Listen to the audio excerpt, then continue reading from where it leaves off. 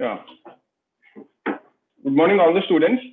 Welcome to the first class of our Advanced Java Laboratory, so which is one of our subject in our third year first semester curriculum.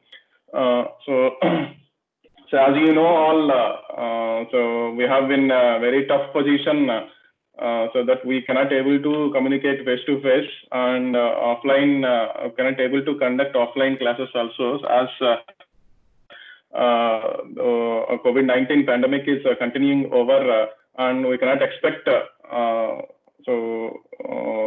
classes, offline classes, to conduct offline classes in further. Okay, so that our college decided, and higher authorities decided to conduct these classes as online mode. Okay, so that I try to make our subject to be available and to be understandable to all the students at my level best. So for this, so we are going to, as a first class, we are going to see what exactly is there in our syllabus, Advanced Java Laboratory. So as this is a laboratory subject, we don't have any theoretical concepts. So in previous regulations, as you know, in previous regulation for this Advanced Java, there will be having corresponding theoretical concepts, and as well as the laboratory concept will also be there. But this semester in R18 regulation,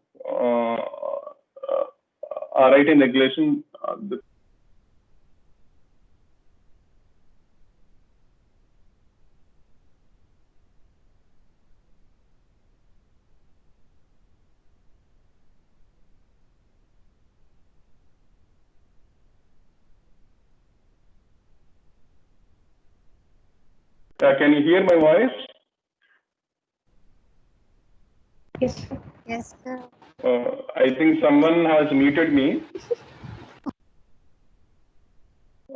Okay. So here, before listening, you please mute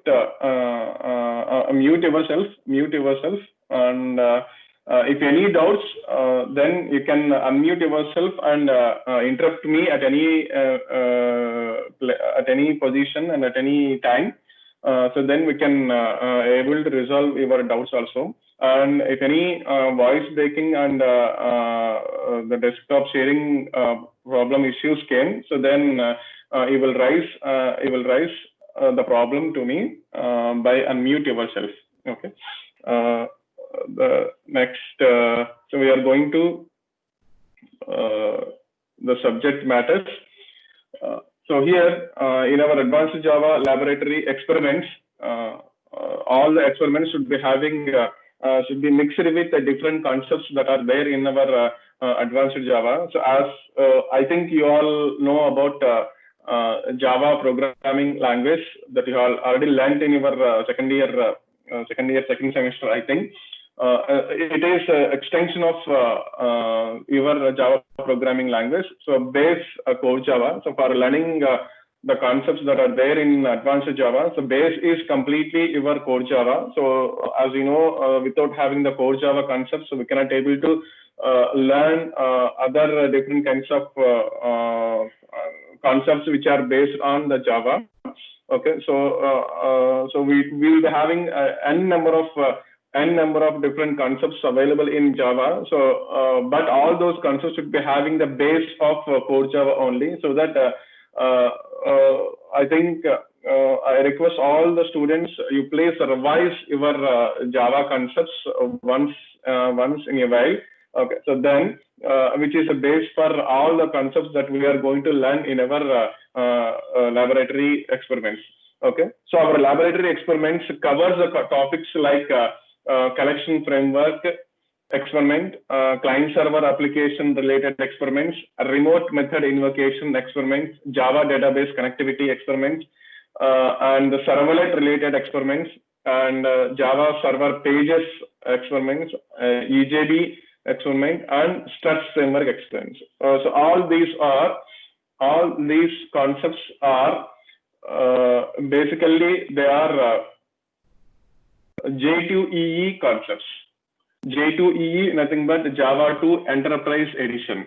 So as we'll be having different kinds of editions available in Java. So J2SE is a base on called Core Java, Java 2 Standard Edition. And the next one is Java 2 Enterprise Edition. And another edition, Java 2 Micro Edition. So like this, we'll be having different kinds of editions available based on which field you are applying the Java.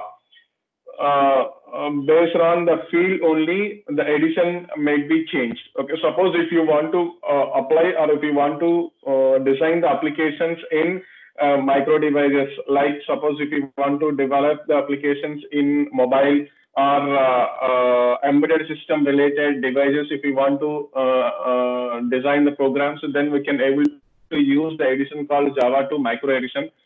Suppose if we want to develop the applications in a business environment or business fields, okay, either it may be an enterprise application or a web-based application, whatever it may be, all those kinds of applications comes under Java 2 Enterprise Edition.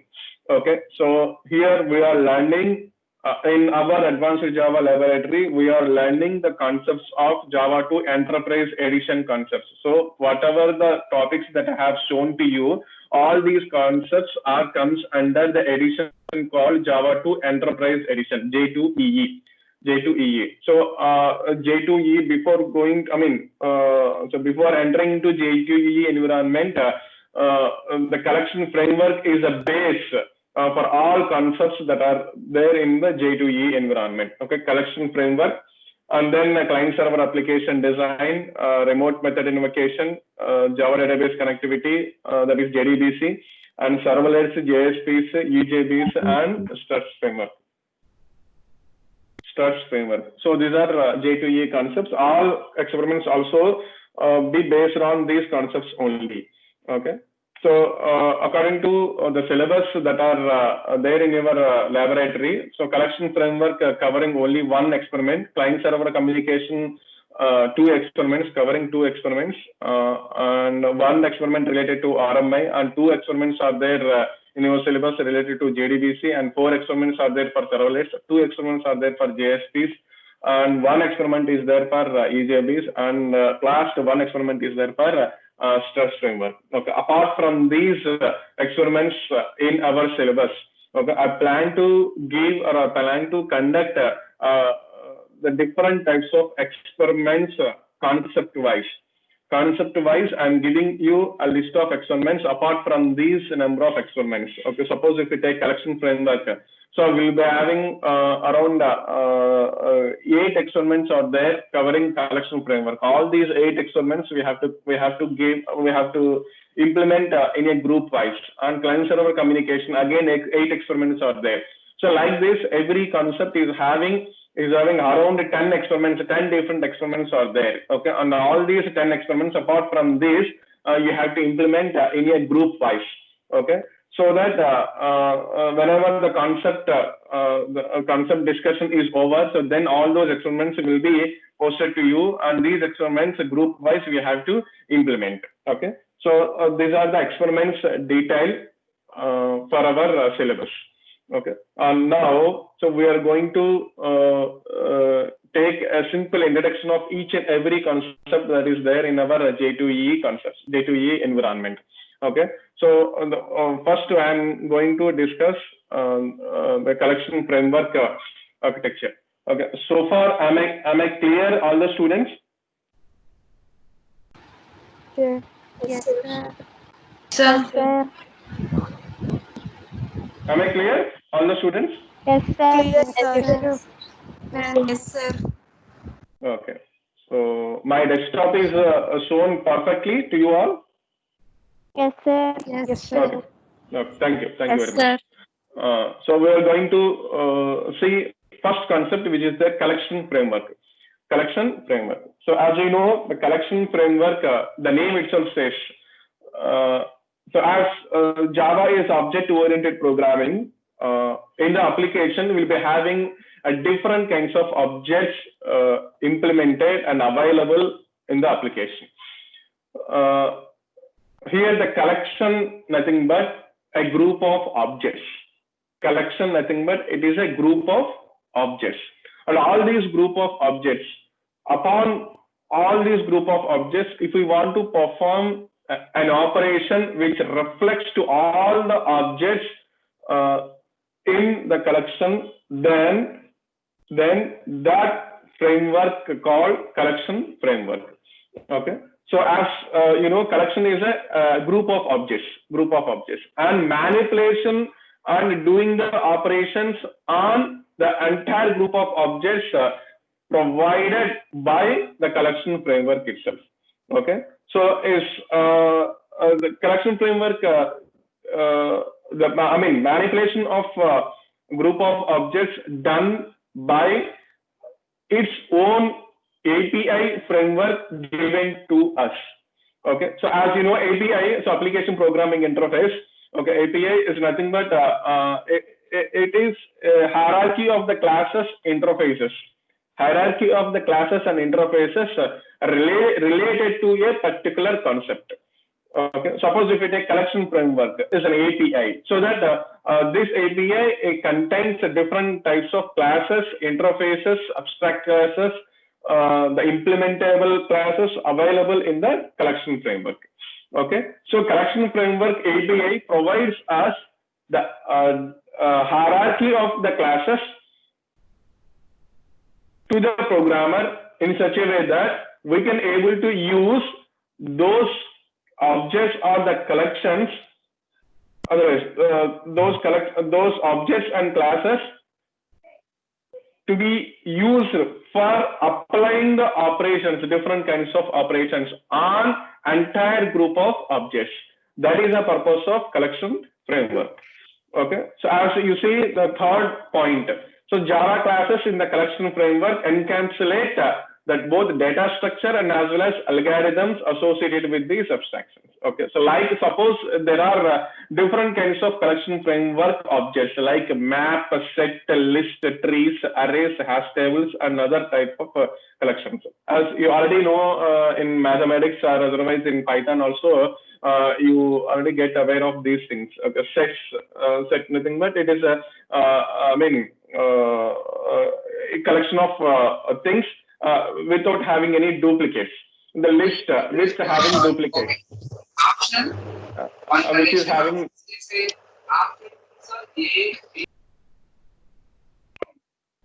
students, please mute yourself. Okay. Some sort of disturbances are coming over in the meeting. Okay. So sets which doesn't accept any duplicates. Okay, it is a group of objects. List which accepts the duplicates. Okay, and we can able to do the operations over the list. And trees and arrays, as you know, arrays and hash table, key value pair information data structure. Okay, hash table, I think it is a key value pair information. Okay, so for the key, there will be having associated value object is there. And if you know key, so then we will get the value. If you know value, so then corresponding to the key we will get from the hash table. Okay, so these are the different kinds of the collection framework objects, and using these objects, every object in the collection framework holds a multiple number of objects that are available in the program. Okay, suppose there are student object, faculty object, the college object, like this. So if you design a college related application, so they may be having a student object, a faculty object, a classroom object, like this. So all these objects, if you put together into a set or into a list, okay, so we can do the operation using the list upon all student objects. Like this, we can have the facility in the collection framework to apply and manipulate the operations on the group of objects. So this is the collection framework. And the next concept is the client-server communication. Client-server communication. So as you know, you're already having the subject called computer networks.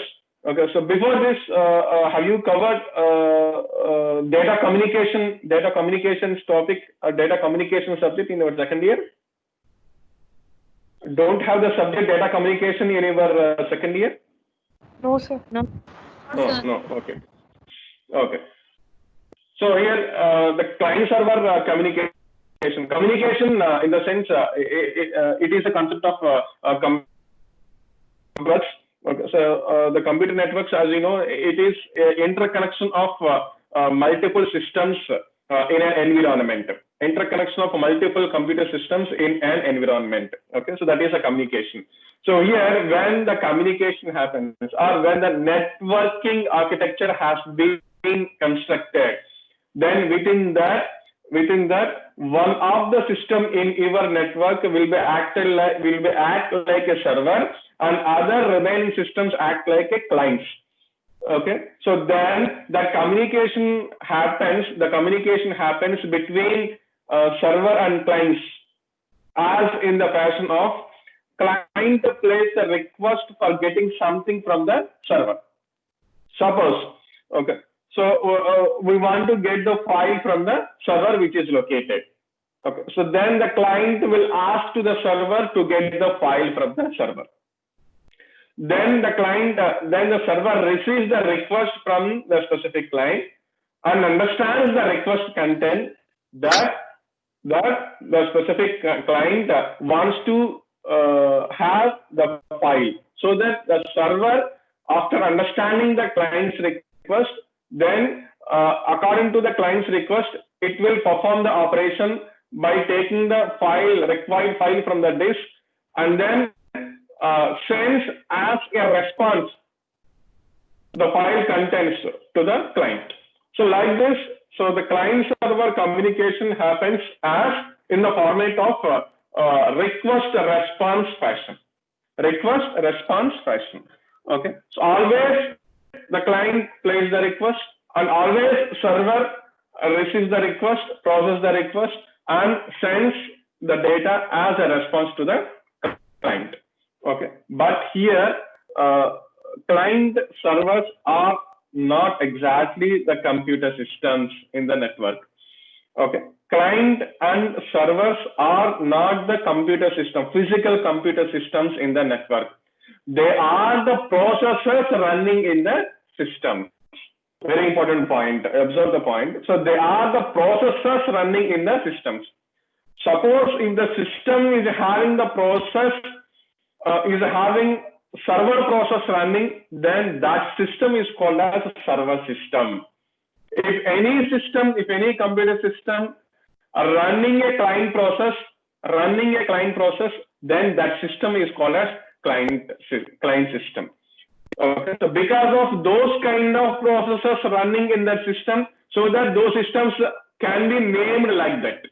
Okay, so physically they are not at all client and server systems. Okay, so because of those kind of processes running in those systems, so that they are called as client system and server system. So that if you see the second point, the process on one mission initiates the request and another responds to the request. Okay, so the running process on one specific mission places the request, then that system is called as client system, and another process in the system responds to that particular request, so that system is called as a server. Okay, so when these kind of, so the Java is having the facility to design a server application and client application running in different systems for the purpose of the communication, establishing the communication between two systems. Okay, so in computer networks, most of the communication happens only in the fashion of request response model only. There is no way of having a different mechanism of establishing the communication among the systems. We will be having only 99% of the computer networks is having the model called request response model. So here in our topic also, Java provides again an API in the field of client server communication to design the applications in such a way that the one application called as a server application and another application called as client application running in two different systems, ensuring that both the systems must be physically connected together.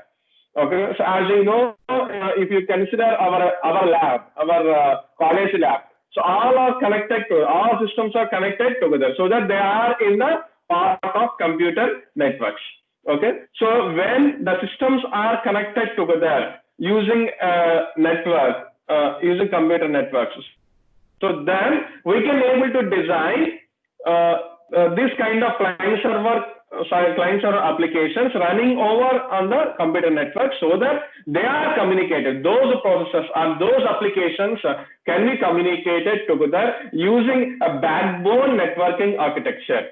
Okay, so that so before establishing or before designing these client server applications, so here the systems must be connected together with some specific networking architecture. So we'll be having n number of different computer networking architectures. So one of the most networking architecture called the protocol.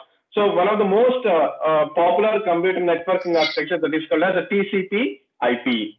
So TCP/IP we have to use as a backbone network on which we can able to design the applications called as client server applications. So then those client server applications can be communicated together using the TCP/IP protocol suite. Okay, so that is the experiment related to client server communication. The next one is a very important point, a very important concept here: remote method invocation. So remote method invocation, RMI. So this remote method invocation is again an extension of client server communication, running in different systems. Okay, and can able to design distributed applications, distributed kind of applications over the network. Okay, so here the distribution in the sense. Okay, so we'll get the point is here there are two different programs or otherwise applications. There are two different applications, or otherwise we'll be having two different types of objects running. Two different.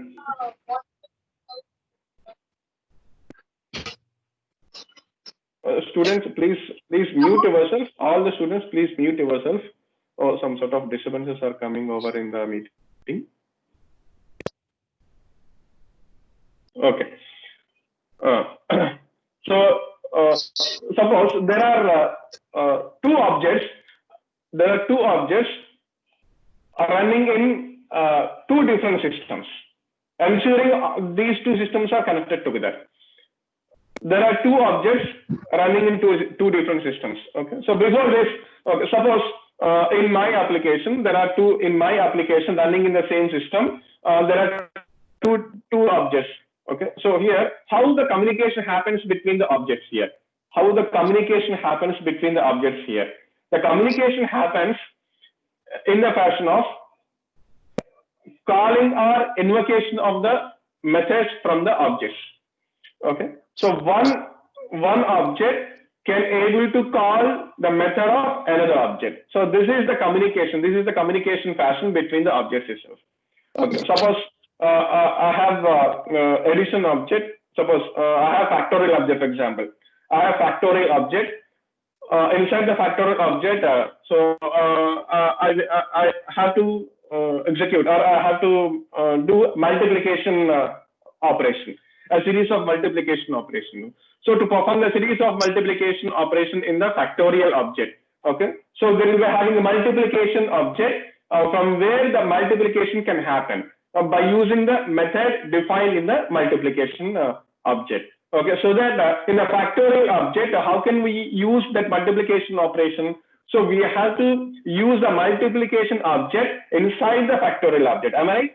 Inside the factorial object, we have to use multiplication object in such a way that multiplication object, using that multiplication object, we can call multiply method from the multiplication object inside the factorial object.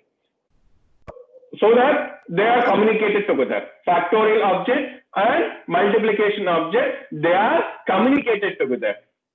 Because of the factorial object calls the multiplication method of multiplication, multiply method of multiplication object.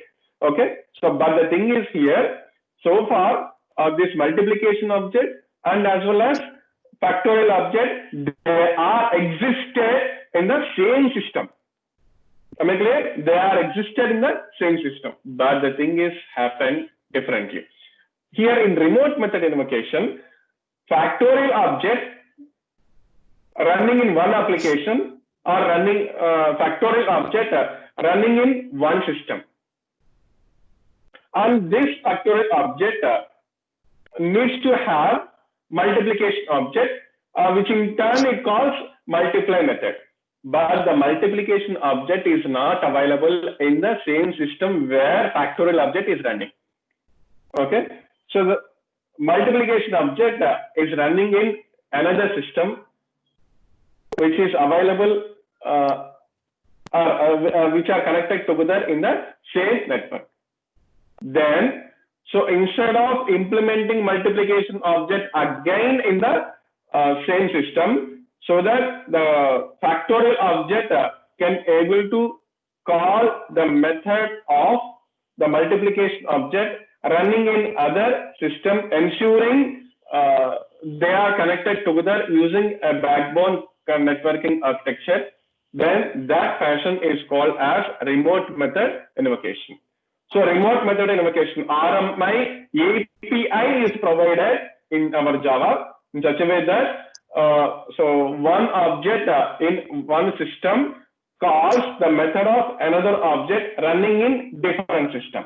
Okay, that concept is called as remote method invocation.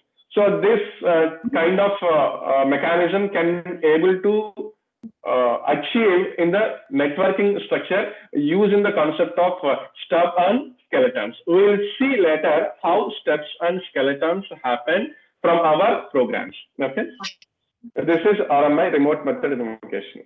So students, am I clear so far? Yes, sir. Okay. So far we have taken the introduction of collection framework, client server communication, next remote method invocation. Any doubts in these three concepts, you please ask. Then we will take 1 minute of time. Within that duration, if any doubts you can raise, then the discussion will be continued.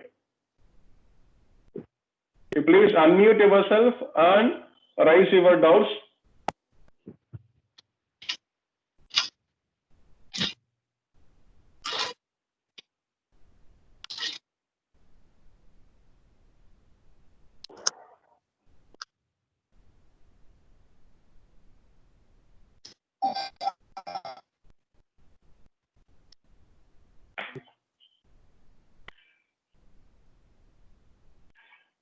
No doubts at all?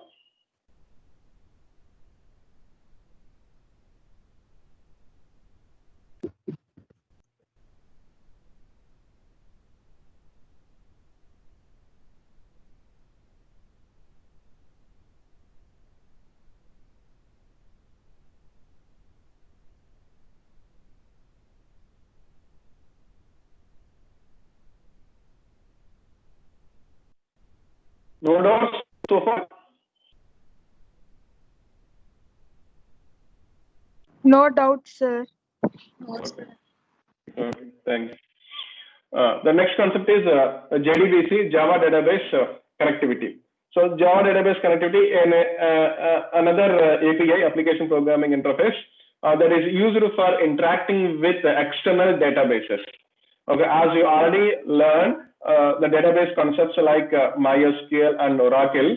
Okay, so there itself in the tool provided in the Oracle or MySQL, you can, you have done or you have done experiments of execution of different kinds of queries and interacting with the tables, interacting with the databases, and you have already developed different kinds of PLSQL programming, all this stuff in your database management system. Okay, So here Java database connectivity provides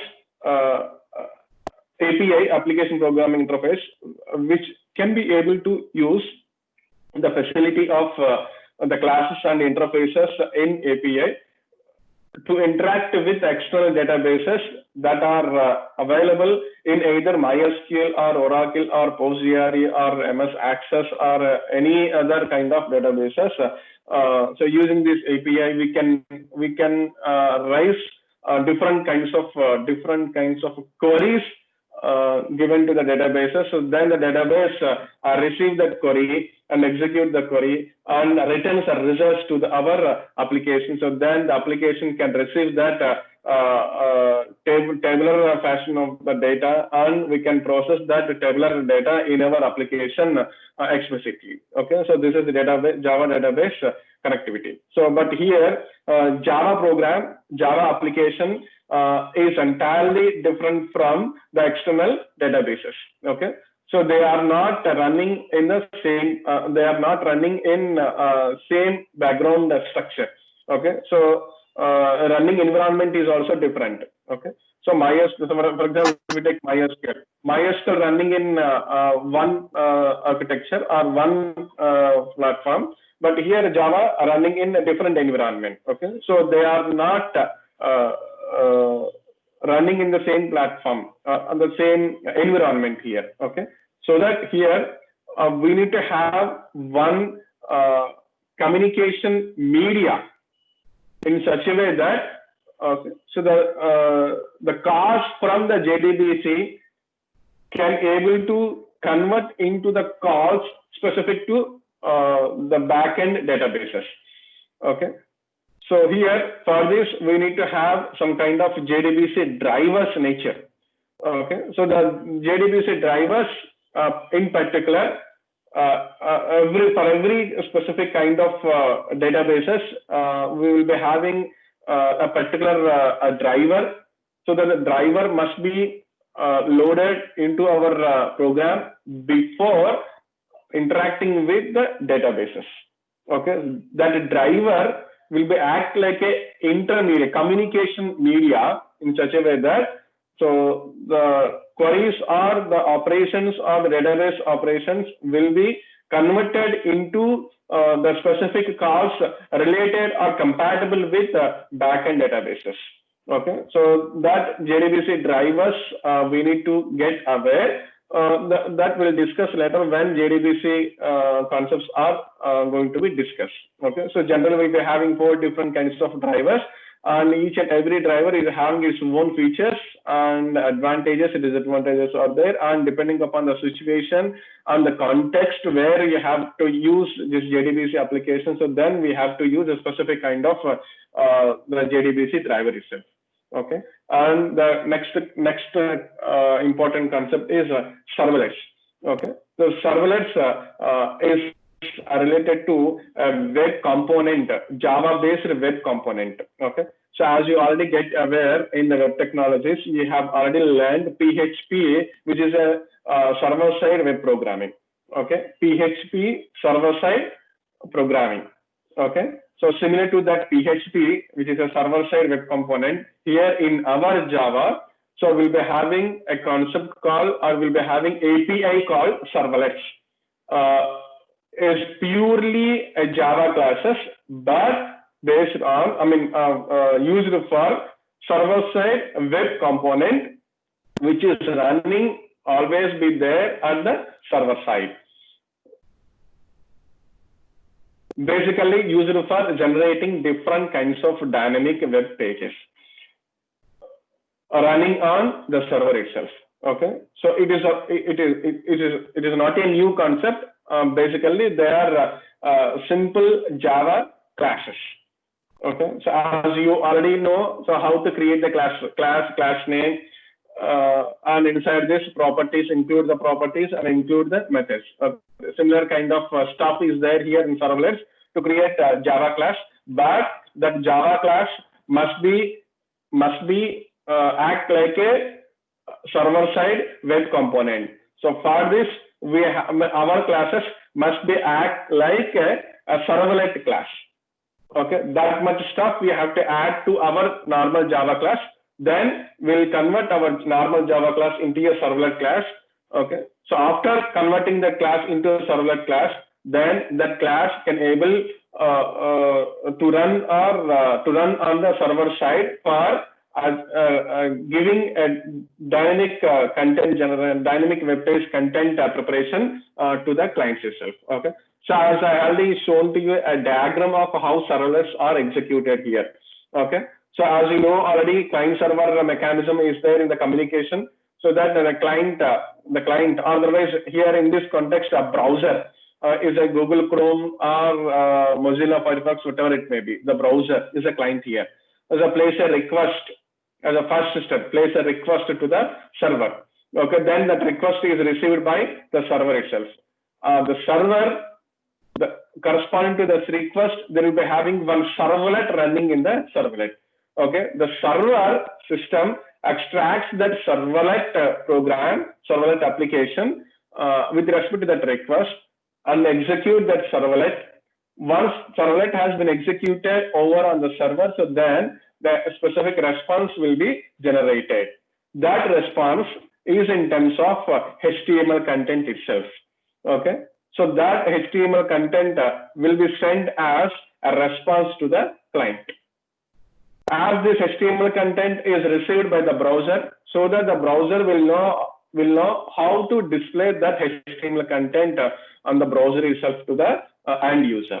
Okay, so this is the way how serverless are executed. As you already get aware of how this request response fashion is there in the PHP programming. Okay, the similar kind of stuff is there here in the serverless, but the environment, the platform, and the programming structure is different. That's only the difference. But everything, every backbone technology is exactly same between the serverless and as well as PHPs.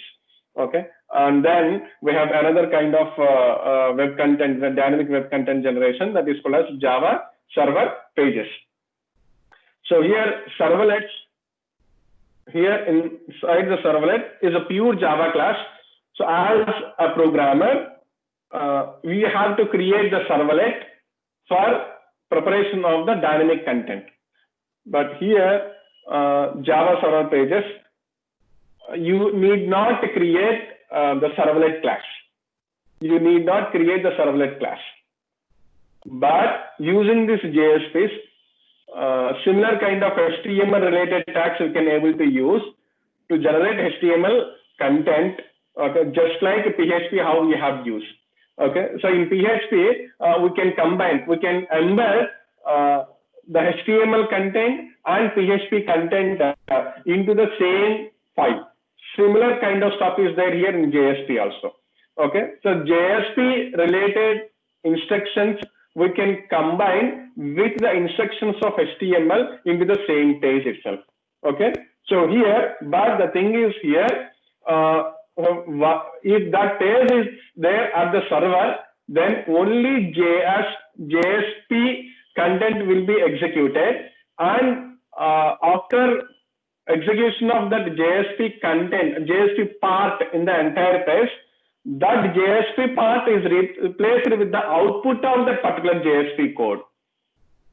Okay, then we'll get entire HTML content. That HTML content will be passed to the client itself. Okay, so that here, this is the way how the dynamic content generation will be happen in the JSPs. But here in serverless, we need to create Java class by which the dynamic content will be generated. But here we can use normal HTML file related file in which we can write JSP content. But the thing is here, this complete JSPs also depends on the servlets. Without having the servlet mechanism, there is no way of dynamic content preparation in Java. Okay, so irrespective of what kind of technology you are using, but as a backbone, they should be having a servlet mechanism. Without having a servlet mechanism, we cannot able to generate a dynamic content preparation. Okay, so JSP is a similar kind of a PHP nature. Okay, we can embed the PHP code and HTML content in the same page. Here also we can embed JSP code and HTML content inside the same page itself. Okay, that is the advantage of JSPs over servlets. Okay, and the next one is Enterprise Java Beans concept. So Enterprise Java Beans, enterprise nothing but is a kind of business. So all business related operations, we can implement as in the fashion or in the format of Enterprise Java Beans. Okay, so once you develop that business logic as EJBs, then that EJB component can be act like a reusable, robust, scalable object that is again running in the server, which can be able to access at the client side whenever it is needed. Okay, so that is the Enterprise Java Beans. We can able to design business logic here. Okay, suppose if there is a bank operation, so withdraw operation, deposit operation, next balance and query operation. These are the business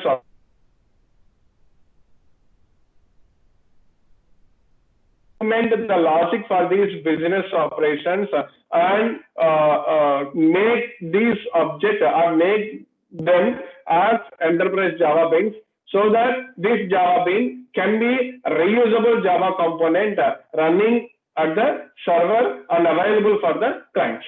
Okay, so that's the reason why EJBs have to be used, and there are different kinds of EJBs available. So like session beans, entity beans, and message driven beans. So these discussions will be done in future. Okay, and the next one is the Struts framework. Okay, so far we have seen how servlets are there and JSPs are there. In Struts framework, we can mix these servlets and JSPs. Along with this, we can mix all the different types of web components put together to be used as in the fashion of model view controller. Okay, so it is a mixing technology in which we'll be having different kinds of concepts used, like JDBC related classes, servlet classes, JSP classes, HTML files, XML files, okay, JavaScript files. Okay, we can use all these kinds of things to put together, but used in the technique of model view controller. Okay, so model used for business logic, view for components which can be visible to the users, controller to be used for controlling the model and view components, on which time the view has to be used to the user, and which time the model has to be executed. So these are the these are the controlling mechanisms applied using the controller component. Okay, so as a model will be having some concepts to be used, view some concepts to be used, and controller some concepts to be used. Okay, so using this model view controller, so we can able to use servlets and JSPs put together to form a framework called Struts. Okay, so this Struts, even Java Beans XML also be used in the Struts framework. Okay, so it's the most popular framework available in nowadays, Struts framework. Okay, so there is no, I mean, servlets independently used in the websites and independently used JSPs. Okay, they are used combinedly. Okay, so there is no web project with only servlets, with only JSPs. It is a mixing technology. Servlets and JSPs both must be used together in web projects. Okay, so that framework is called as here Struts framework. Okay, so these are the different types of concepts in our syllabus, Advanced Java. So related to these concepts, we will see how these things happen, and and we'll try to execute the programs related applications related to these concepts covering. Okay. So from the next class onwards, so we have to take the introduction of integrated development environment.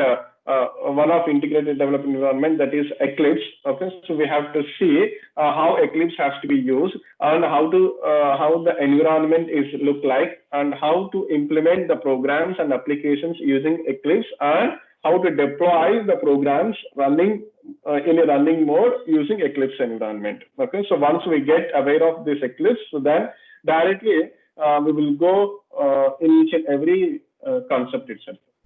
Okay, so thing is here. Okay, so without getting proper support from you all, so we cannot able to go further.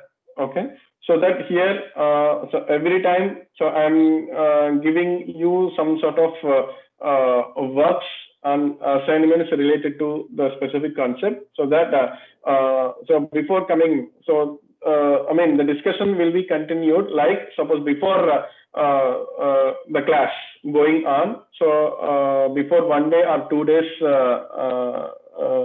2 days before, so we'll post the material, the related stuff for that concept, and posted in posted in either Google Classroom or Moodle. Okay, so then you all people downloaded that content and observe the things which is to be discussed in the next class, and come in the meeting with the concepts that are available in the content which I have already shared earlier. Okay, so so that it becomes very easy to you and me also, okay, to go further in easy manner, and as well as in a supporting manner itself. Okay, so that is the thing I want to convey you all. Okay, so I hope you all people will support me towards completion of the syllabus in a successful manner. Okay, thank you very much. And the next class will continue with the discussion of Eclipse environment. Okay, so if you have any doubts, okay, so take a while. So please raise your doubts related to the topic, or related to anything.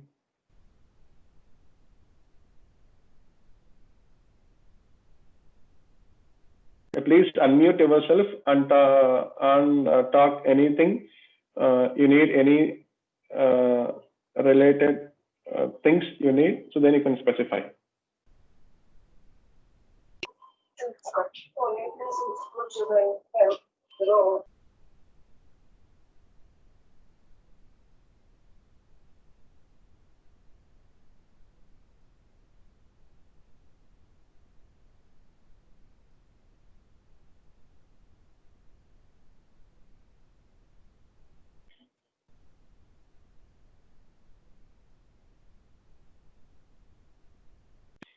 If nothing is there, okay, we can close the session. We can close the session. If nothing is discussed, then we can leave the meeting.